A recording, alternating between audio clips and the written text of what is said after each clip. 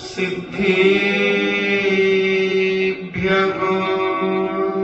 ॐ नमः सिद्धेभ्यः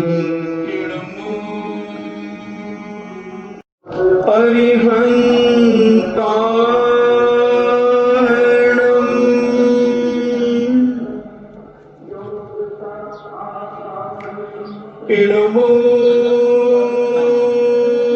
सिद्धाणं नमो सिद्धाणं इणमो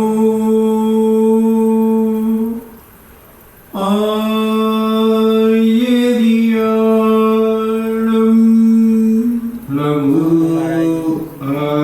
आयर्याणं इणमो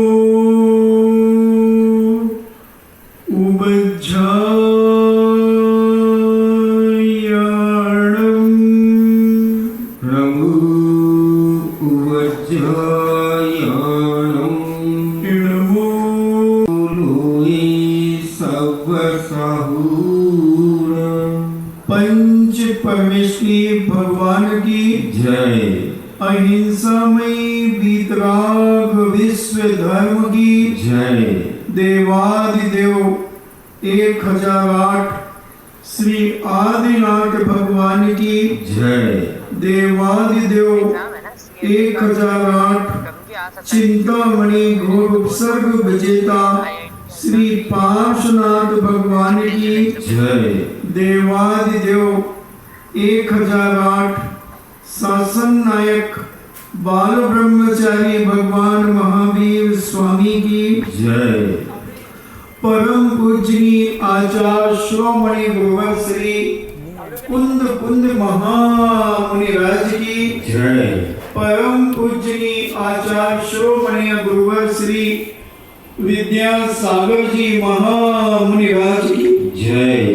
परम पूजनीय निर्व्यापक श्रवण मुनि श्री सुधा सागर जी महाराज की जय। परम पूजनीय 3.9 करोड़ महामुनिराजों की जय। तपोदय अतिशय क्षेत्र की जय। परम पूज्य श्री गंभीर सागर जी महाराज की जय।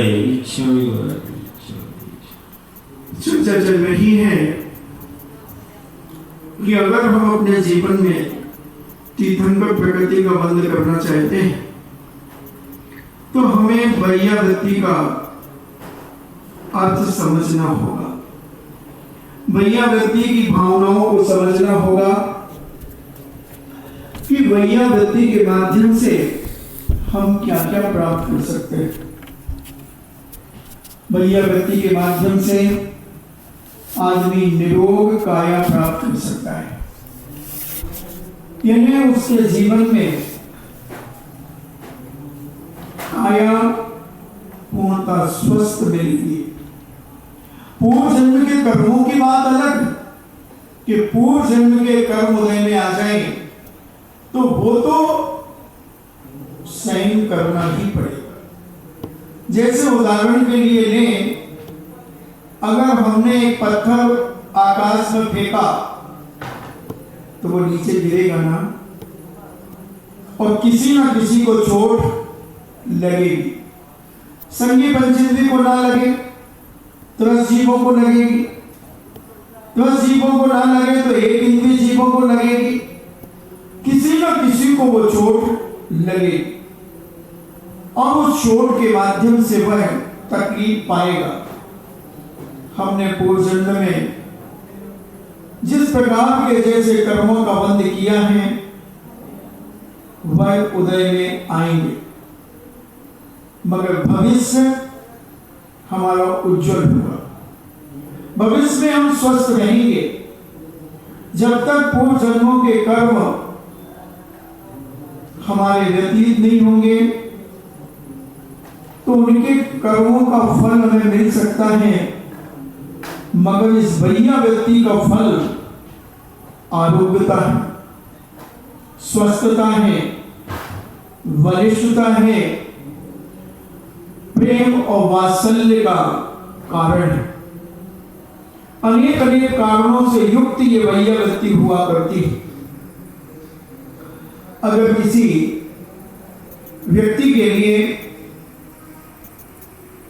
हम बड़े आत्मीय भाव से भोजन कराते हैं तो वह व्यक्ति नियम से हमसे प्रसन्न होगा, और जब प्रसन्न होगा तो उसके अंदर की कटुता निकल जाएगी, और हमारी भावना से युक्त भोजन करने के बाद उसके शरीर में जो शक्ति आएगी, उस शक्ति के माध्यम से वह कोई अच्छा ही कार्य करेगा। तो जीवन में हम वैयावृत्ति के माध्यम से पुण्य तो कमाते ही हैं, कर्म की निर्जरा करते ही हैं, और नए नए अनुभवों को भी प्राप्त करते हैं, नए नए अनुभवों को प्राप्त करते हैं, और वो सारी की सारी चीजें इस वैयावृत्ति के माध्यम से मिलती हैं। इसलिए जैनाचार्यों ने मात्र एक हाथ पैर दबाने को ही वैयावृत्ति नहीं कहा, उन्होंने आहार दान को वैयावृत्ति कहा, उन्होंने उपकरण दान को वैयावृत्ति कहा, उन्होंने बसतिका दान को वैयावृत्ति कहा, औसत दान को वैयावृत्ति कहा। हाथ पैर दबाना भी वैयावृत्ति तो है, मगर इन 4 दानों को भी वैयावृत्ति कहा। तो ऐसा ये वैयावृत्ति भावना हमारे जीवन में अगर उतर जाती है तो मैं कहता हूं घरों की कसाई खत्म हो जाएगी, घरों के झगड़े खत्म हो जाएंगे, और आपसी प्रेम बढ़ जाएगा। अगर परिवार में जिस किसी का स्वास्थ्य खराब होता है तो परिवार में अगर जो स्वस्थ है वो उसकी अगर सेवा करता है तो बोलो दुश्मनी कहां रहेगी। मान को गलित करने के लिए ही तो सेवा है। तुम्हारे हाथ पैर दबाने से कोई स्वस्थ नहीं हो जाएगा, मगर तुम्हारे हाथ पैर दबाने से जो तुम्हारा झुकाव होगा, जो तुम्हारा अहंकार के शिखर से नीचे उतरना होगा, उस नीचे उतर करके जो विनम्रता आएगी तुम्हारे अंदर, उससे दुश्मन भी पानी पानी हो जाएगा, दुश्मन भी पानी पानी हो जाएगा। अनेकों उदाहरण शास्त्रों में भरे पड़े। हम बस अपने अहंकार को गलित करेंगे तो घर में शांति ही शांति है। अगर हमने अपने अहंकार को गलित नहीं किया तो हम मानसिक दुखी तो बने रहेंगे, चाहे कितना भी धन दौलत हमारे अंदर क्यों ना आ जाए, कितनी भी धन दौलत बढ़ जाए, अगर मानसिक संतोष नहीं है, मानसिक शांति नहीं है बंधुओं, तो सब कुछ तुम्हारा पाप की नाली से बह रहा है, सब कुछ बह रहा है। इसलिए घर में शांति लाने के लिए कम से कम एक वैयावृत्ति का प्रावधान अपने अपने घरों में होना चाहिए। पहले हर बेटा सोने के पहले अपने पिता की पैर दबा करके सोता था, हर बिटिया अपनी मां के पैर दबा करके सोती थी, हर बहू अपनी सासू मां के पैर हाथ वैयावृत्ति करके पैर छू करके सोती थी। कहां गई वो हमारी संस्कृति, कहां गए हमारे वो संस्कार, सब खत्म होते चले जा रहे हैं इस भौतिकवाद के युग में। ये मोबाइल ने और टीवी महारानी ने हमारे घरों की ये संस्कार मिटाने में एक कारण ये भी हो गए, क्योंकि आदमी जैसे ही अपने काम से फ्री होता है तो जेब से मोबाइल निकाल करके मोबाइल चलाना शुरू कर देता है। परिवार से प्रेम ही खत्म होता चला जा रहा है, कोई किसी से बात करना ही नहीं चाहेगा, किसी की मानसिकता को हम समझना ही नहीं चाहते। हम लोगों के अंदर के दुख दर्द को पहचानना ही नहीं चाहते। केवल हम अपने आप में रहना चाहते हैं। अपने आप का रहने का मतलब वो अध्यात्म दृष्टि भी नहीं है। अपना मोबाइल उसमें रहना चाहते हैं और उसी में हम लगे रहते हैं, दिन भर लगे रहते हैं। घर का तो पता ही नहीं हमें कि घर में क्या हो रहा, किसको क्या तकलीफ है। कई बार घर में रहने वाले परिवार को भी परिवार के व्यक्ति की तकलीफ मालूम नहीं हो पाती, क्योंकि हमें मतलब ही नहीं है, हमें कुछ लेना देना ही नहीं है किसी से। बहुत ज्यादा से ज्यादा हुआ तो थोड़ा सा बच्चों को देख लिया, अब तो बच्चों को भी मोबाइल पकड़ा दिया। दिन में बच्चा क्या करता है कुछ पता नहीं है माता पिता को। कहां पर है बच्चा? अगर बिजनेसमैन माता पिता हैं तो माता पिता को भी अपने बच्चों के बारे में बहुत कम मालूम होता है, बहुत कम मालूम होता है कि हमारा बच्चा दिन भर क्या कर रहा है। उसने तो कहा पापा मोबाइल चाहिए, और अब और पढ़ने के बहाने मोबाइल चाहिए, क्योंकि अभी लॉकडाउन के कारण स्कूलों की पढ़ाई मोबाइल से होने लगी। उस बहाने से मोबाइल लेकर बच्चा दिन भर क्या कर रहा है, क्या सीख रहा है। अब इस लॉकडाउन के नाम पर इतने बच्चे बिगड़ चुके हैं चरित्र से, इतने नीचे गिर गए हैं चरित्र के माध्यम से कि मैं आपसे बखान नहीं कर सकता। क्योंकि मोबाइल में क्या नहीं है, दुनिया की गंदी से गंदी चीज उस मोबाइल में, और अच्छी से अच्छी चीज भी उस मोबाइल में। मगर 99.9 व्यक्ति गंदी चीजें ज्यादा पसंद करता है। ऐसी ऐसी फिल्में जिसमें नंग धड़ंग काम करने वाले कलाकार दिखाए जाते हैं, ऐसी ऐसी हरकतें उन्हें दिखाई जाती हैं।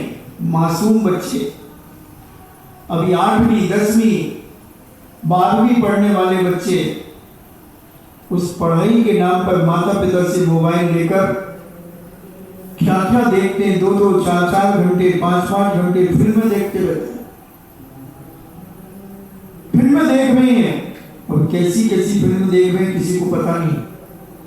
हम तो होमवर्क कर रहे हैं, हम तो स्कूल का वर्क कर रहे हैं, और उसमें कितने घंटे भर का वर्क होता है दिन भर में, मगर मोबाइल बच्चे के पास 4-4 5-5 घंटे होता है। और माता पिता भी कहते हैं ठीक है, यही उम्र तो है महाराज जी खेलने कूदने की, दे दिया मोबाइल, अब क्या करें। बच्चों की दूसरे बच्चों के पास भी तो है, यानी दूसरा बच्चा बिगड़ रहा है तो तुम अपने बच्चे को भी बिगाड़ रहे हो। यही संस्कार यही संस्कृति जीवित करेंगे। आखिर क्या होगा आगे भविष्य? इतने छोटे छोटे बच्चों के चरित्र जब पतित हो जाएंगे, इनके शरीर में क्या ताकत बचेगी? क्या भैयावृत्ति करेंगे? ये स्वयं दूसरों से मोहताज रहेंगे कि कोई मेरे पैर दबा दे, कोई मेरी पीठ दबा दे, कोई मेरा हाथ दबा दे, क्योंकि इनके शरीर में तो ताकत नहीं बची। छोटी उम्र से हम चारित्रहीनता की क्रिया और चर्या में उतरे। ढेरों बच्चे पतित होते चले जा रहे, वो भैयावृत्ति समझते ही नहीं कि हमें घर में भी भैयावृत्ति करना चाहिए, हमें अपने से बड़ों की सेवा करना चाहिए, हमें बड़ों के आदर और सम्मान देना चाहिए। सारी चीजें आज हम भूलते चले जा रहे। कुछ हमारा अहंकार, कुछ हमारी बढ़ती हुई धन दौलत, कुछ भौतिकवाद का युग, कुछ मोबाइल, टीवी, एलसीडी आदि जो भी हैं, लैपटॉप, जो भी इन चीजों से आप जो जो देखते हैं,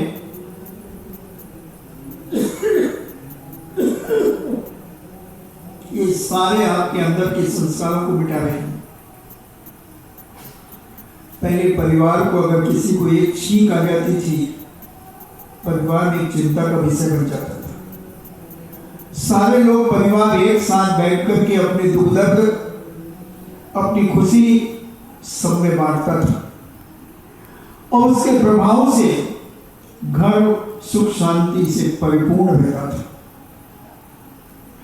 आज किसी से कोई मतलब नहीं है, ना सासू को बहू से मतलब है, न बहू को सासू से मतलब है, न बेटी को माँ से मतलब है और न माँ को बेटी से मतलब है, न बेटे से मतलब है। कोई काम हुआ, एक आवाज लगा दी, उसने कहा हाँ अभी करते हैं, घंटा 2 घंटा यूं निकल गया। अरे कर देंगे ना, चिल्ला क्यों नहीं हो? वो बच्चा कह रहा है चिल्ला क्यों नहीं हो? सोचना इसका कारण क्या है? उसके हाथ में तुमने बहुत बड़ी डोर दे दी। उस डोर को अपने आप को समझ रहा है कि मैं बहुत बड़ा मालिक बन चुका हूं। वह डोर यानी मोबाइल उसके लिए अहंकार में सहयोग देने वाला एक कारण। अगर तुम कहो कि महाराज साधु संतों को ध्यान देना चाहिए, अगर साधु संत उसे समझाएंगे तो कल से आना ही बंद कर दे। मैं तो जाऊं नहीं महाराज के, वो तो मुझे डांटते हैं।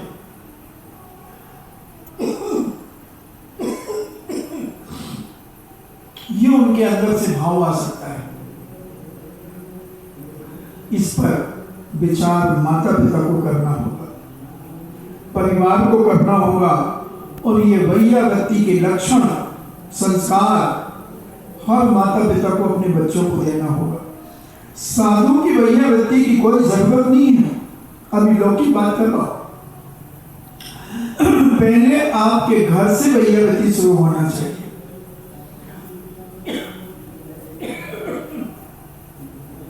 अगर अपने घर की कसाइयों को कम करना है, राग द्वेष को कम करना है, तो घर से सेवा शुरू होना चाहिए, घर से आत्मीय भाव शुरू होना चाहिए, घर से प्रेम शुरू होना चाहिए और घर के लोगों की गलती को माफ करने की परंपरा घर से शुरू होना चाहिए। हम दुनिया से तो क्षमा याचना कर लेते हैं, मगर घर के लोगों को माफ नहीं करते, अंदर एक गांठ बांध देते हैं, एक कसाय बांध देते हैं। वो कसाय हमारी जिंदगी में ऐसी कसकती रहती है कि हम इतने कुपित हो जाते हैं। फिर उस आदमी से एक बार गलती हुई है, मगर हम उसको उस गलती की दृष्टि से सदा देखेंगे। हम उसकी छोटी छोटी गलती पर हम उसे ताने कसेंगे, वो व्यक्ति तुमसे दुखी हो जाएगा और तुमसे नफरत करने लगेगा और ऐसी दुश्मनी बनेगी कि जब कभी बात भी करोगे तो जवाब भी तुम्हारे ऐसे कटु और उल्टे सीधे होंगे जिसके माध्यम से तुम अपनी जिंदगी बर्बाद करते चले जाओगे। मैंने बहुत पहले एक उदाहरण दिया था कि एक श्रीमान जी कहीं बाहर चले गए और 15 दिन के बाद वो जब आए तो उनकी धर्मपत्नी ने उनके मन पसंद सारा भोजन बनाया। जो जो चीजें उन्हें पसंद थी वो सारी चीजें उन्होंने बनाई, मगर बेचारी एक सब्जी में नमक डालना भूल गई और वो सब्जी उन्हें सबसे प्रिय थी। वो आए, स्नान आदि किया, जो भी अपनी दैनिक और क्रियाएं करते थे वो सब किया और श्रीमती ने बड़े उत्साह और बड़ी श्रद्धा के साथ रसोई तैयार की थी और श्रीमान बैठे, भोजन की थाली पर बैठे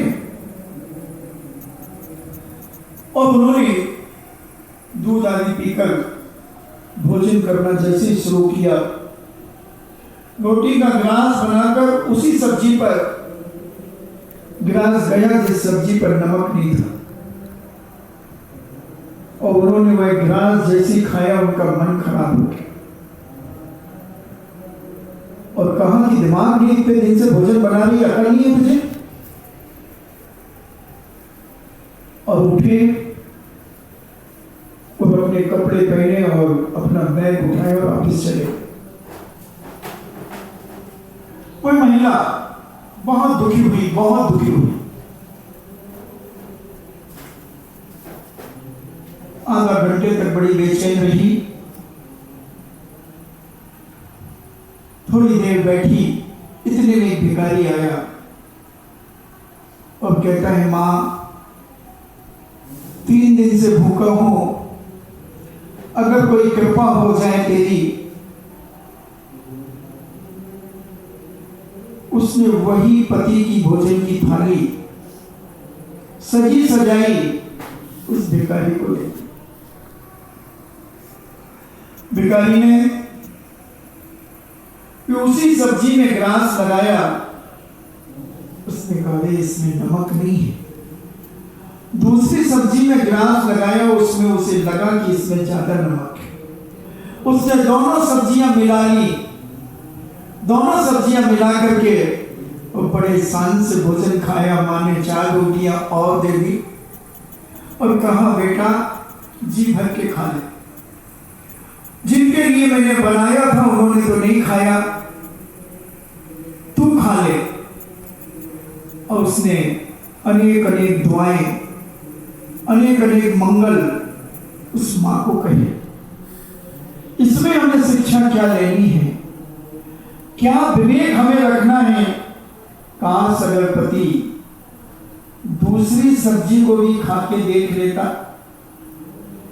थोड़ा सा दिमाग लगाता कि हो सकता भूल गई हो, तो 2 सब्जी वो भी मिलाकर के अगर खा लेता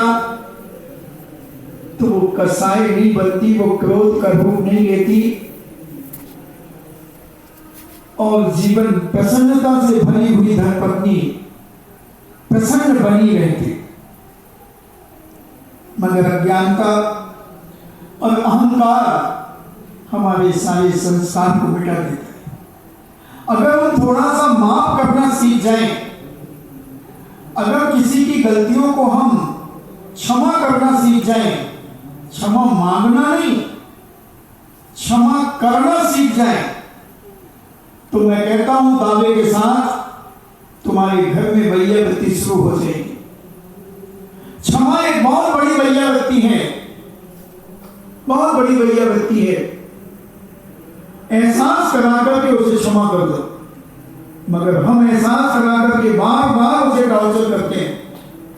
2-4 दिन में फिर पुराने गड़े मुर्दे उखाड़ देते हैं। आदमी का दिमाग फट जाता है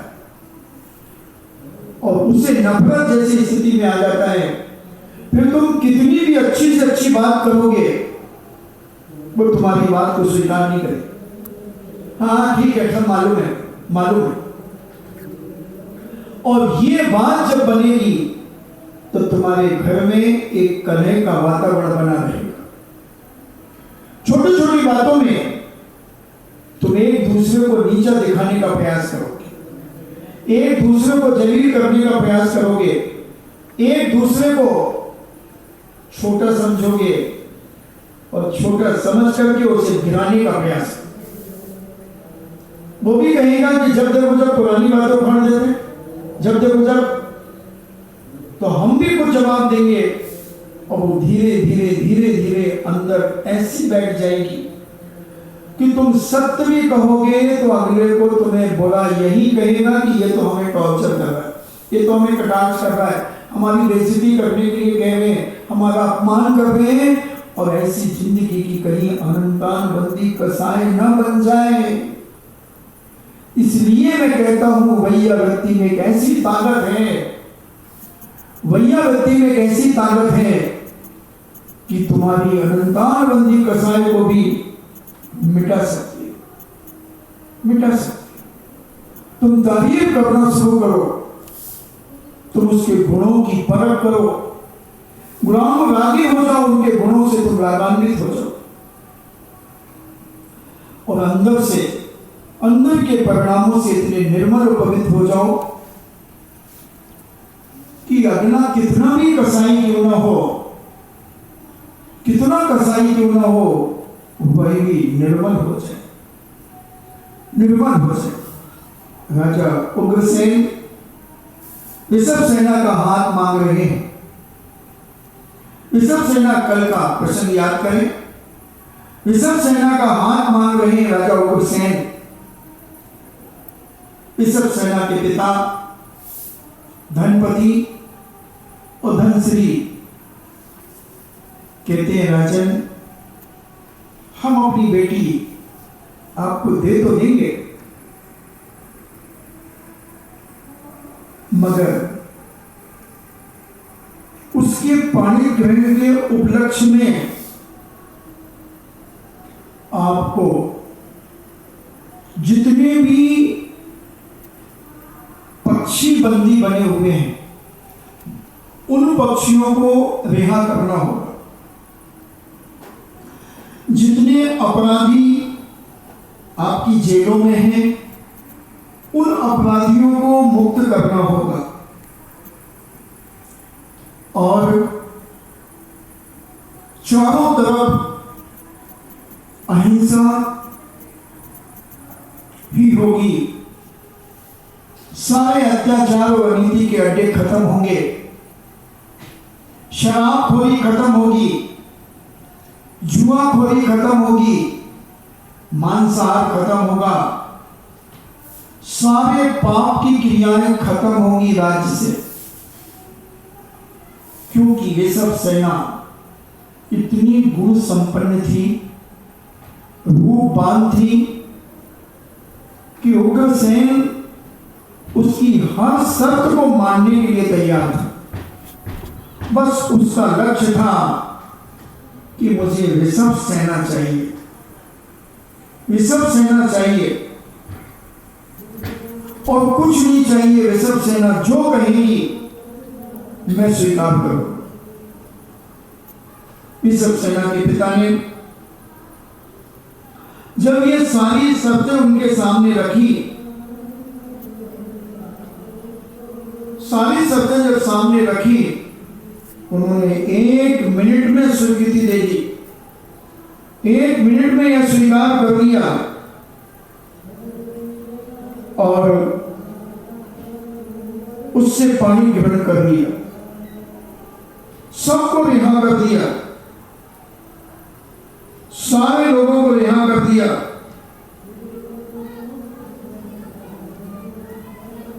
मगर एक राजा को रिहा नहीं किया,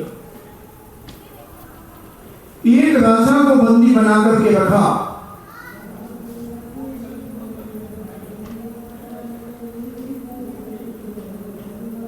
और सबको छोड़ दिया, सारे कैदी छोड़ दिए, सब छोड़ दिए।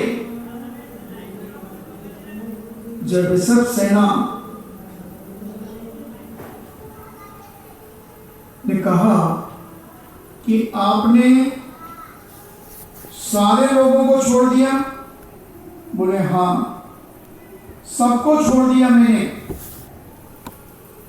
बोले कोई भी नहीं बचा, बोले नहीं। तब राजा ने कहा मूर्ति आएगी इतनी बड़ी है।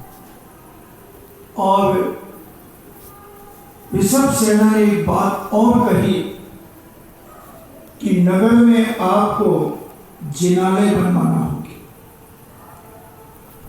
और हर अष्टांगिका पर्व में विशाल विधान होगा। राजा ने वो भी स्वीकार कर लिया, बंदी गृह के सारे लोगों को छोड़ दिया। बड़े बड़े जिनाले बनना शुरू हो गए, बड़े विशाल जिनाले बनना शुरू हो गए। सारे पक्षी स्वतंत्र हो गए, कैदी स्वतंत्र हो गए। जिनाले अष्टांगिका पूजा शुरू हो गई। राजा उग्रसेन ऋषभ सेना का विवाह होने के बाद पटवानी पद पे विभूषित कर दिया गया। ऋषभ सेना को पटवानी बना दिया गया। पहले की जो रानियां थी वो मात्र रानियां रह गई और ये उनके पट्ट के ऊपर बैठ सबसे बड़ी रानी की उपाधि इसे प्राप्त हो गई। तब जो बनारस के राजा थे पृथ्वी चंद्र, वो राजा की जेल में थे, मगर वो बहुत शक्तिशाली राजा था, बहुत शक्तिशाली राजा था। उग्रसेन भी उससे थर-थर कांपता था। ठीक है, साम दाम दंड भेद की नीतियों से उसे बंदी तो बना लिया था, मगर पृथ्वी चंद्र राजा शक्तिशाली होने के कारण राजा ने उसे छोड़ा नहीं था।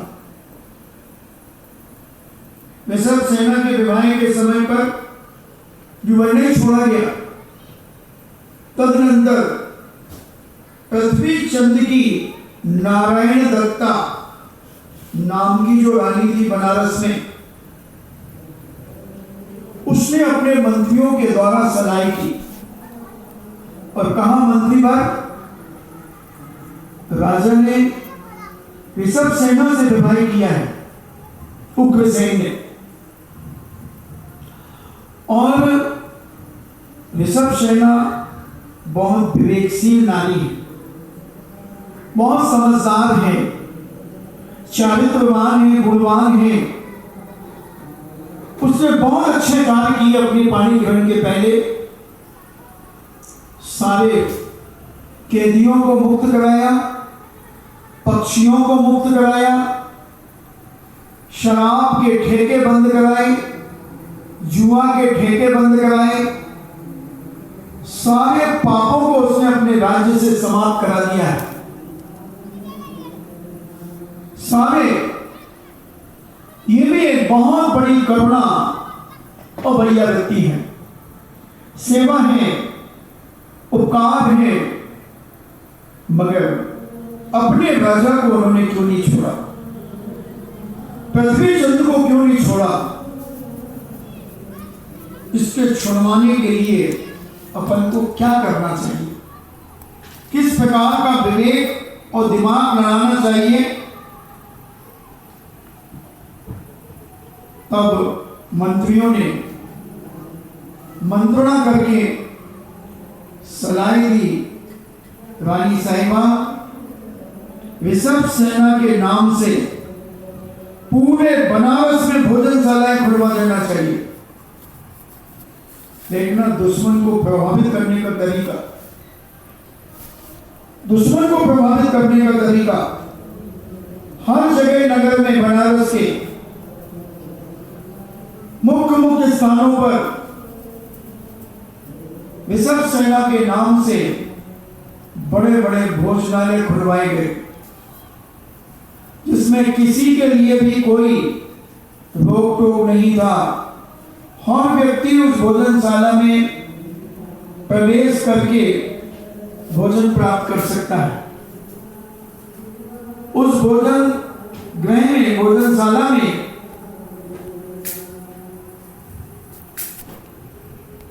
सारे लोगों को, ऐसा नहीं कि केवल कुछ विशिष्ट लोगों को रखा जाए, नहीं, भोजनशाला में चाहे ब्राह्मण हो, चाहे क्षत्रिय हो, चाहे वैश्य हो,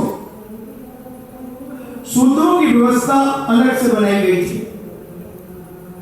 भोजनशाला भोजन करके ब्राह्मण आदि जब कावेरी नगरी में आए, क्योंकि लोग जाते रहते थे, और जब वहां से लौट के आए अपने उग्रसेन राजा के नगर में, तब चर्चा हुई कि वही बनारस में कैसा रहा, क्या रहा। यार मैं भी बनारस जाना चाहता हूं, क्या वहां भोजन? अरे साहब, क्या भोजन व्यवस्था है! आप तो पधारे। ऋषभ सेना महारानी पटवानी ने जगह जगह भोजनशालाएं खुलवाई हैं, जगह जगह प्याऊ चल रही है, जगह जगह जलपान की व्यवस्था है, ठंडाई की व्यवस्था है।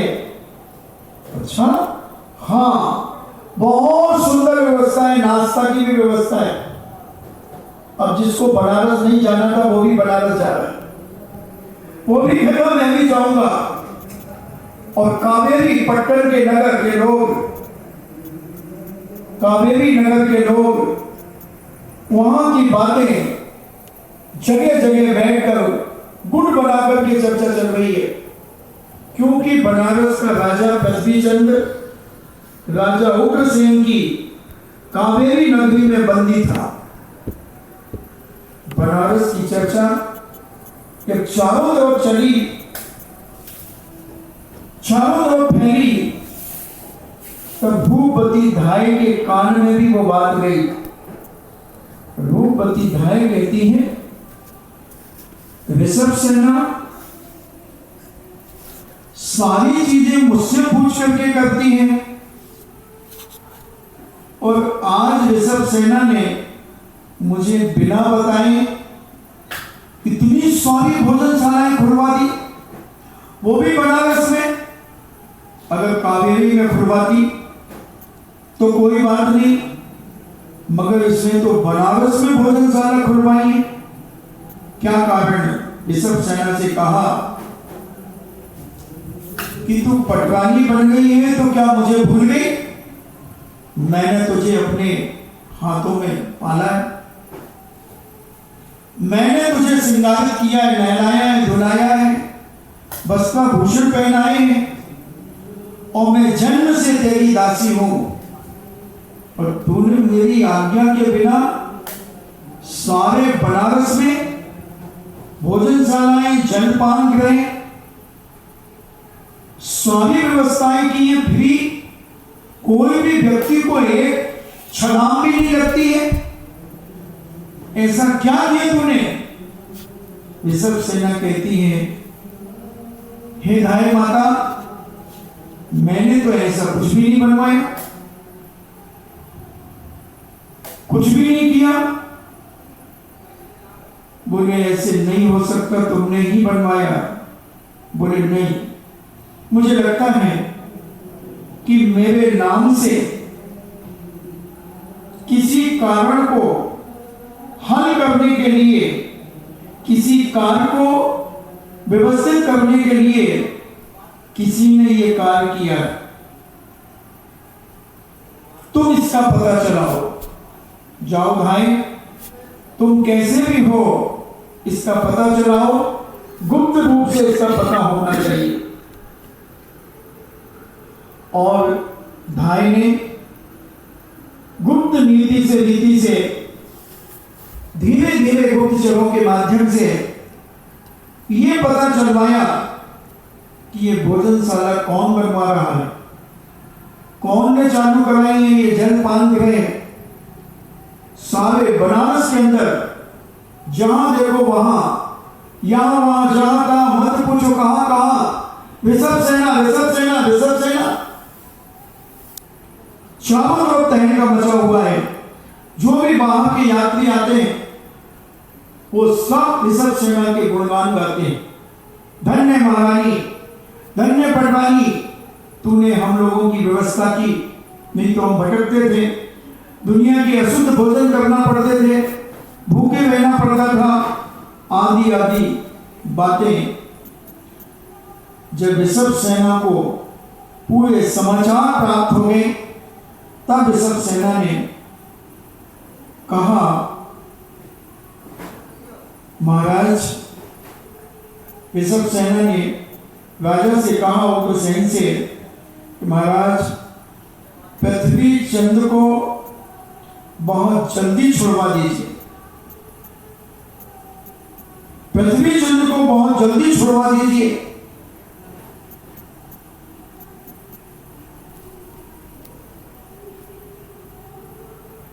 और पृथ्वी चंद्र ने छुड़वा क्या, छुड़वा ही दिया।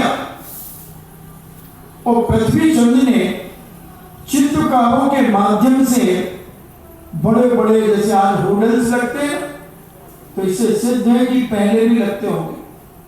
तो बड़े बड़े चित्र बनवाए ऋषभ सेना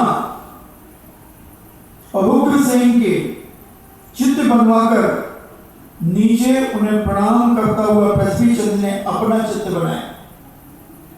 जैसे लोग आज साधु संतों के चित्रों के नीचे अपना चित्र बनाकर के हाथ जोड़े बैठ जाते हैं, खड़े हो जाते हैं, ऐसे बनाए और वह चित्रपट उन दोनों के लिए दिखाया गया। ऋषभ सेना रानी से कहा गया कि हे देवी, तुम मेरी माता हो। देखना कितनी नम्रता, कितनी विनय, कितनी वैयावत के भाव, कितनी सरलता के भाव कि जिसे वर्षों से बंदी बनाया गया हो उसका अहंकार गलित हो गया और उसने ऋषभ सेना के लिए माता की उपाधि दे दी। तुम मेरी माता हो, तुम्हारे प्रसाद से मेरा यह जन्म सफल हुआ है। अगर काश तुम नहीं होती तो मैं जेल में सड़ता सड़ता मर जाता। तब उग्रसेन ने सम्मान देकर के कहा कि तुम्हें पृथ्वी चंद्र, मैं तुम्हें काम सौंपता हूं। उग्रसेन से निवेदन किया कि महाराज आप आज्ञा दें, इस बंदा के शरीर में जब तक एक खून का कतरा होगा तब तक ये आपकी सेवा में हाजिर होगा। मरेगा तो आपके चरणों में, जिएगा तो आपके चरणों में, क्योंकि ऋषभ सेना महारानी ने जो उपकार मेरे लिए किया उसका मैं जिंदगी भर आभारी रहूंगा। तब राजा ने कहा कि तुम कैसे भी हो मेघ पिंगल के ऊपर चढ़ाई करो। मेघ पिंगल, क्योंकि मेघ पिंगल भी यह सुनकर तथा पृथ्वी चंद्र, मेघ पिंगल समझ गया कि पृथ्वी चंद्र मेरे मर्म भेदी सब कुछ जानता है, मेरी सारी गलतियों को, सारे बिंदुओं को समझता है कि मैं कहां कहां से कमजोर हूं। जैसे कोई बड़े बड़े उस्ताद जो होते हैं वो सामने वाले पहलवान की गलती को बहुत जल्दी पकड़ लेते हैं। जब गामा पहलवान विश्व विजेता की उपाधि लेकर भारत भ्रमण पर निकला, अनेक अनेक नगरों में, शहरों में बड़ी बड़ी कुश्तियां जीता, विश्व विजेता बनकर के विश्व के सारे बड़े बड़े पहलवान जो ओलंपिक में गए थे उनको गामा परास्त करके आया और सारे नगर में गामा का सम्मान हो रहा था, बहुमान मिल रहा था और वहां दंगल होते थे। पहले हर हफ्ते दंगल होते थे और कुश्तियां होती थी। तो गामा पहलवान ने जिस नगर में गया, जिस शहर में गया, जिस गांव में गया, वहां कुश्ती का आयोजन होता और गामा कहता कोई भी आकर के मुझसे लड़ ले, मगर गामा से कोई लड़ने के लिए तैयार नहीं। विश्व विजेता था, घूमते घूमते बताते हुए जबलपुर पहुंचा और जबलपुर में दंगल हुआ करते थे। एक विशाल दंगल का आयोजन था, उसमें गामा पहलवान पहुंचे, बड़ा सम्मान हुआ, लोगों ने उपहार दिए और जब उन्होंने कहा कि मेरी मनसा है कि अगले दंगल में मैं भी लड़ूं, लोगों ने कहा अरे भाई पहलवान साहब, आप तो विश्व विजेता हैं, आपसे कौन लड़ेगा, आपसे कौन लड़ेगा। मगर उन्हें तो अहंकार था कि मैं वैसे जीत जाऊंगा।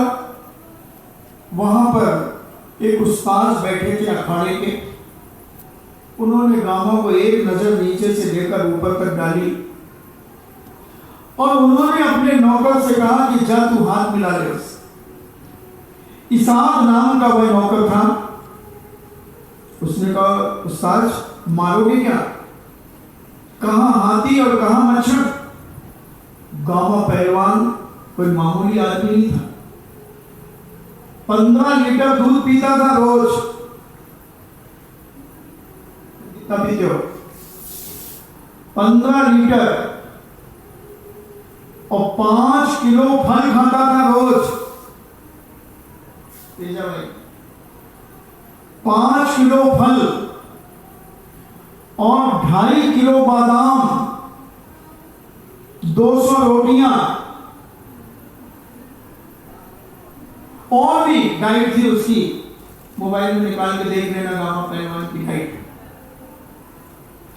और 3 बजे रात से व्यायामशाला में जाता था और दिन के 10 बजे बाहर निकलता था। 3 मन का एक पत्थर गले में पहनकर 5000 बार उठता बैठता था, जिसे बिठक कहा जाता है। बिठक लगाता था। फ्रांस का एक पहलवान आया जब गामा पहलवान से लड़ने के लिए, तो गामा उस समय व्यायामशाला में था और कहा कि अगले दंगल में हम आपसे लड़ेंगे।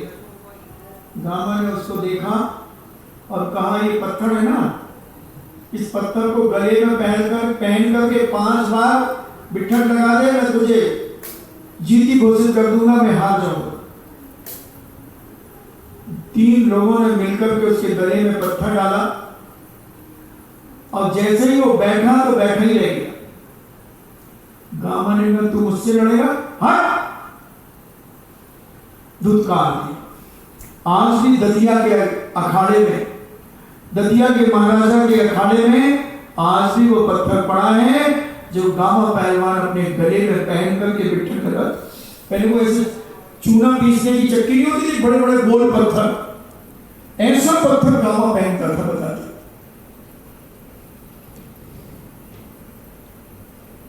उस गामा पहलवान को जब उस उस्ताद ने देखा तो इसाक से कहा कि जा बेटा तू हाथ मिला ले। पर अगले 7 दिन के बाद कुश्ती है, उसने कहा तुम मारोगे उस्ताद मुझे? अगर वो मेरे ऊपर गिर जाएगा तो मैं पापड़ के झाल पे गिर जाऊं तो पापड़ ना टूटे, और ये मेरे ऊपर गिरे तो मैं टूट जाऊं।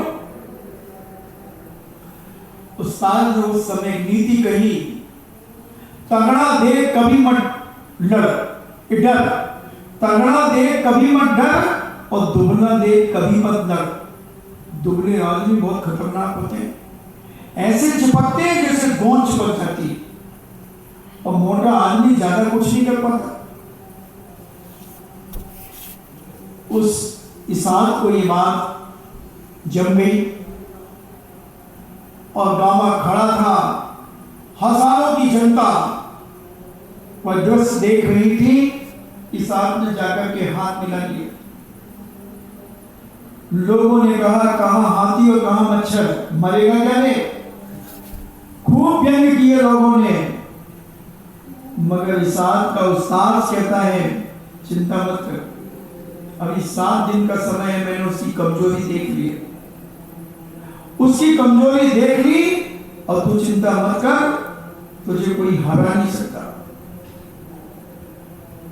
और उसने गामा को सब तरफ से परीक्षण करके कह दिया बस अब 7 दिन तक तू मेरे अंडर में रहेगा, मेरे साथ रहेगा।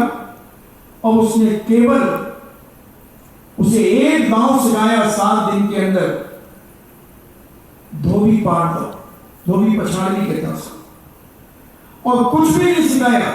बस बोले इसके अंदर मन का बहुत अहंकार है, ये अपने आप को सोच रहा है मैं विश्व विजेता हूं, अब कोई मेरी जोड़ नहीं होगी दुनिया के अंदर। और कहा कि जैसे ही कुश्ती की सीटी बजेगी और जैसे ही मिट्टी लेकर के हाथ मिलाओगे, हाथ इतनी फुर्ती से मिलाना कि वो तुम्हें पकड़ना पाए और उछलना, उसको सताना, घुमाना। बड़े बड़े अखाड़े होते थे और उसमें घुमा करके उसे थकाना और जैसे ही वो पकड़े तो पीछे भागना। और जब गामा, क्योंकि मोटा आदमी ज्यादा हाँफने लगता जल्दी, और बस उसने ऐसा मौका पाया और गामा का हाथ पकड़ करके एक हाथ लेकर तो पीछे पटका और गामा चित्त हो गया और भाग गया वो छोरा। बैटरी ने घोषित कर दिया, गामा शेर जैसे पागल हो गया, कहां गया कहां गया। अगर मिल जाता तो उसको फाड़ करके दो टुकड़े कर देता, इतना बलशाली था। तो ऐसे मेघ पिंगल के सारे मर्म पृथ्वी चंद राजा जानता था। मेघ पिंगल को जब ये पता चला कि पृथ्वी चंद मेरी ऊपर चढ़ाई करेगा तो चिंतित हो गया। देखो ये मर्म समझाने के लिए हमने तुम्हें एक गामा पहलवान को बीच में लाना पड़ा। इतने खाने पीने वाला व्यक्ति तो आदमी बल से ही मजबूत नहीं होना चाहिए, बुद्धि से भी मजबूत होना चाहिए। गामा बुद्धि में कमजोर था, उसे मद आ गया और उस मद के कारण वो परास्त हो गया। जिंदगी में पहली कुश्ती हारा गामा बताते, हाँ कुश्ती जीता, और मगर जब मरा तो इतना कमजोर हो गया कि अपने मुंह की मक्खी नहीं भगा सका। जब हिंदुस्तान पाकिस्तान हुआ तब गामा पाकिस्तान चला गया। तो पाकिस्तान सरकार ने कहा, जब बीमार हुआ, कि तुमने हमारे पाकिस्तान के लिए क्या किया, तुमने नाम रोशन किया भारत का, भारत में तुम जन्मे, भारत में तुम पले पुसे, हम तुम्हारी कोई व्यवस्था नहीं करेंगे। गामा ने अपने सारे गुर्ज जितनी भी इनाम थी वो सब बेच बेच करके उसने अपना इलाज कराया, कुछ नहीं बचा और आखिर गामा इतनी बीमारी के साथ मरा। कोई किसी का नहीं बंदो यहां बैराग को भी प्राप्त करे कि गामा उनके समाज का होने के बावजूद भी उनके लोगों ने उसे सहयोग नहीं दिया। आज भी बताते, गामा का भतीजा मल्लू करके पाकिस्तान में रहता है। तो ऐसी आदमी की कमजोरी मर्म भेदी, ऐसा जानकर, ऐसा विचार करके उग्रसेन ने सम्मान प्राप्त कर समस्त पृथ्वी चंद के लिए सहानुभूति देकर, और पृथ्वी चंद मेरी मन मेरी वस्तुओं को जानता है, तब पृथ्वी चंद को राजा उग्रसेन ने बड़े सम्मान के साथ रिहा किया और कहा कि जाओ तुम मेघ पिंगल के ऊपर चढ़ाई करो।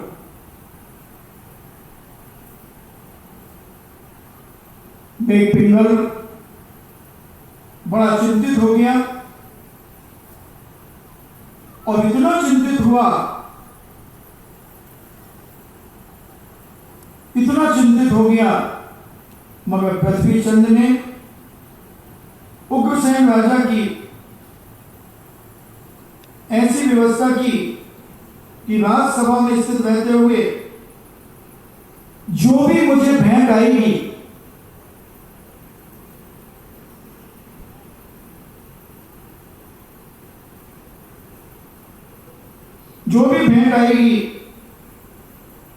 वह मेघ पिंगल को बंदी बना लिया पृथ्वी चंद ने। युद्ध में उसे परास्त किया, वो समर्पित स्वयं हो गया और पृथ्वी चंद्र को तो बनारस का राजा पुनः बना दिया गया और मेघ पिंगल को अपने ही अधीनस्थ रख लिया और कहा कि राजसभा में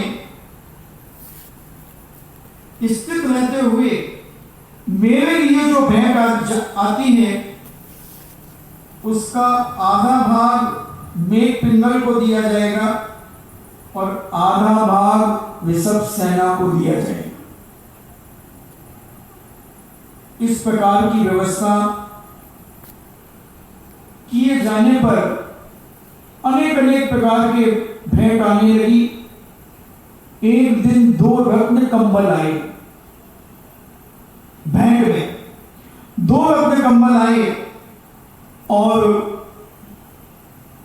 एक कंबल मेघ पिंगल को दे दिया गया और एक ऋषभ सेना को। एक में ऋषभ सेना लिखा था और एक में मेघ पिंगल लिखा था। दोनों नामों से चिन्हित थे और एक एक कंबल दोनों को दे दिया। एक दिन मेघ पिंगल रानी विजया, मेघ पिंगल की रानी जो विजया नाम की थी, वह मेघ पिंगल का कंबल ओढ़कर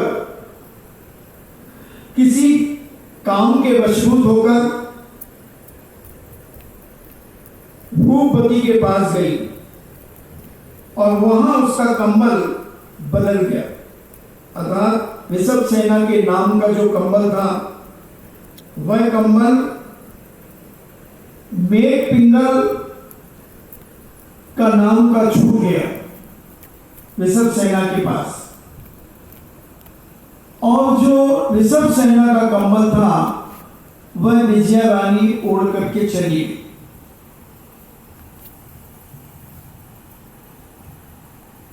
एक दिन ऋषभ सेना वह कंबल ओढ़ करके आई जिसमें मेघ पिंगल का नाम लिखा था। उग्रसेन राजा उग्र हो गया। ऋषभ सेना के नाम का कंबल ओढ़कर मेघ पिंगल आया राजसभा में और राजा से सेवा का समय मांगने लगा, भैया व्रत का समय मांगने लगा। राजा की जैसे ही दृष्टि उस कंबल पर गई जिसमें लिखा था ऋषभ सेना, राजा आग बबूला हो गया, आंखें लाल कर ली, तलवार खींच ली। मेघ पिंगल सभा से दूर भाग गया और विचार करने लगा कि राजा इस समय बड़ा क्रोधित है, मेरा विनाश कर देगा, क्या करना चाहिए। और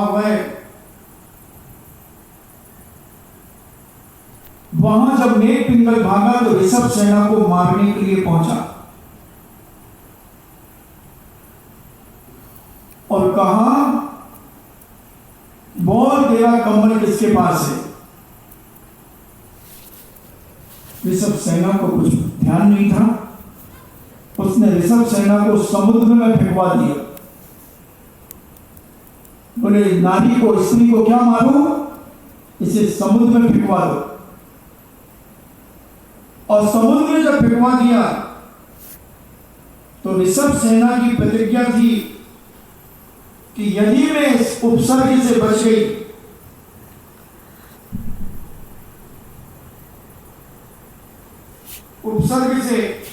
बच गई मेरा उद्धार हो सका, तब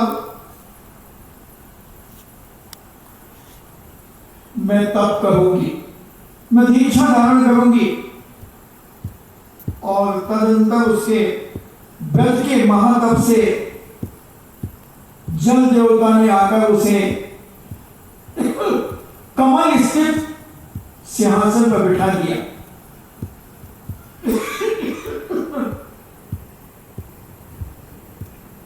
सिंहासन पर बिठाकर और उस समुद्र में तैरने लगा।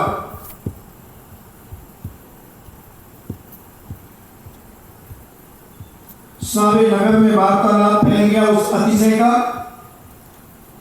यह सुनकर बड़ा दुखी हुआ, पश्चाताप किया राजा उग्रसेन ने और उसे लेने के लिए, वापस लाने के लिए राजा ने स्वयं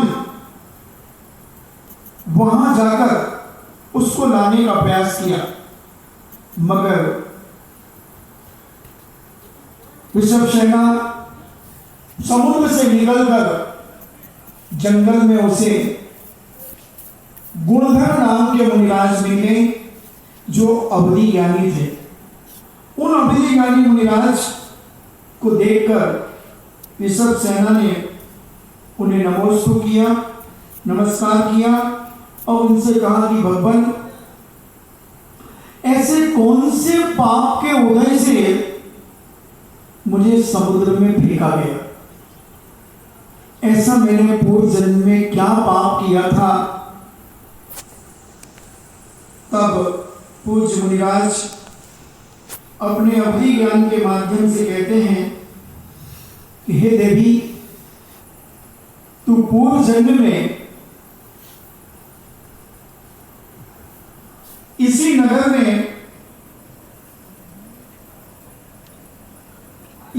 में तू एक दासी का कार्य करती थी और राजा के यहां पर राजमहल में झाड़ू लगाया करती थी। एक दिन उस राजमहल में एक बहुत बड़ी गुफा थी, खड्डा टाइप का। उसमें एक दिगंबर मुनिराज ध्यान में बैठे थे और उसी समय तू झाड़ू लगाने वहां पहुंची, क्योंकि राज दरबार में राजा साहब को उसी गली से आना था। तूने मुनिराज को कहा कि एक उठ यहां से राजा साहब निकलेंगे, मगर मुनिराज तो ध्यान में लीन थे और तूने सारे राजमहल का कचरा झाड़ करके उन मुनिराज के ऊपर डाल दिया। वो गड्ढा कचरे से भर गया और पूज्य मुनिराज उस खड्डे में बैठे रहे, ध्यान में लीन रहे, उपसार समझकर वहां बैठे रहे। अब जब राजा वहां से निकला तो मुनिराज ध्यान में लीन थे, मगर श्वास तो चली रही थी। तो वो कचरा हिल रहा था, क्योंकि ज्यादा दबा के तो डाला नहीं था, ऊपर से ऐसा डाल दिया। तो राजा ने देखा ये कचरे में क्या चमत्कार हो रहा है, हिल क्यों रहा है, क्या गड़बड़ है, क्या हो गया? तब कचरा हटवाया गया। उस स्थान पर पूज्य मुनिराज कायोत्सर्ग अवस्था में पर्यंक आसन से ध्यान करते हुए मिले।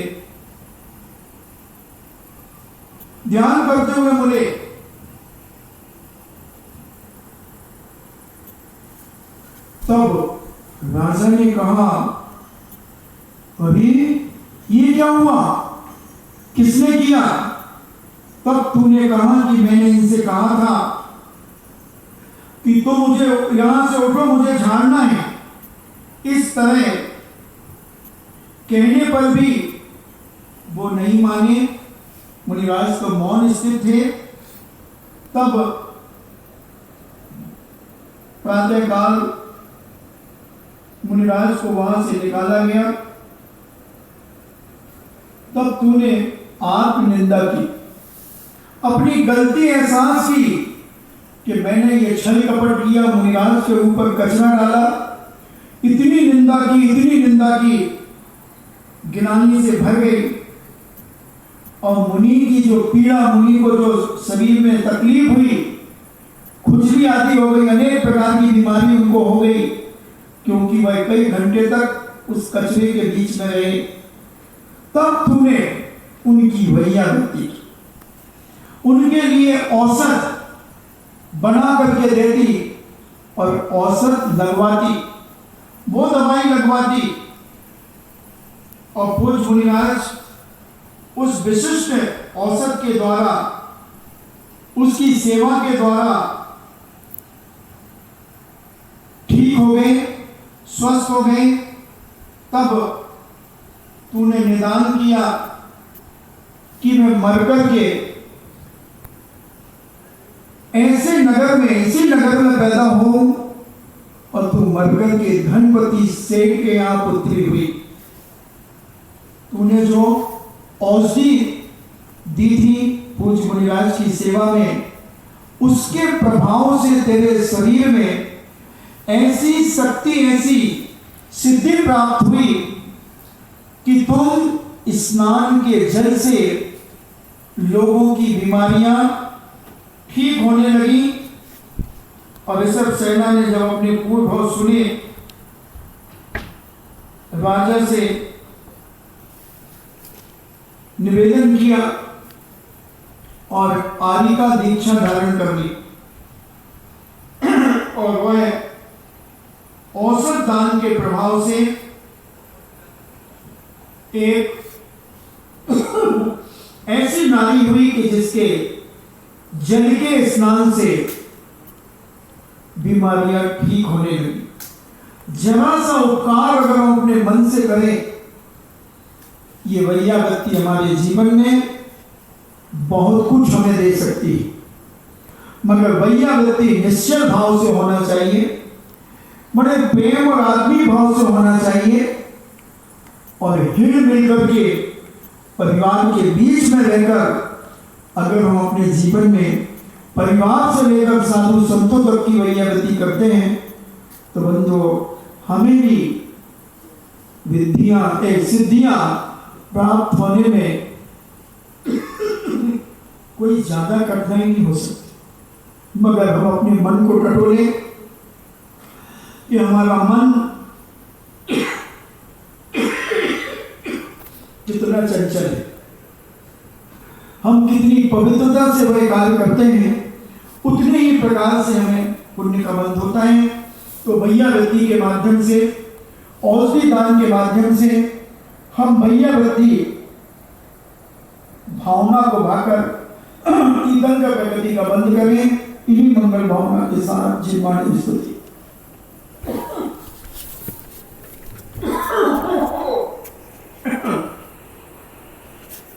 अब हो गया तो हो गया, जो हुआ सो हुआ, मत खोदो कुआ, लोग देंगे बस हुआ, इतने में बोला सुआ, और तुम कल सब मिलकर के खाओ मालपुआ। जिनवाणी के ज्ञान से सूझे लोकालोक, सोवाणी मस्तके धरो सदा देत हूँ धोख। हे जिनवाणी भारती तोय जपो दिन रैन, जो तेरो शरणा गए सो पावे सुख चैन। देव भजो अरिहंत को गुरु सेवा निर्गंध, दया धर्म पालो सदा यही मोक्ष का पंथ। नमो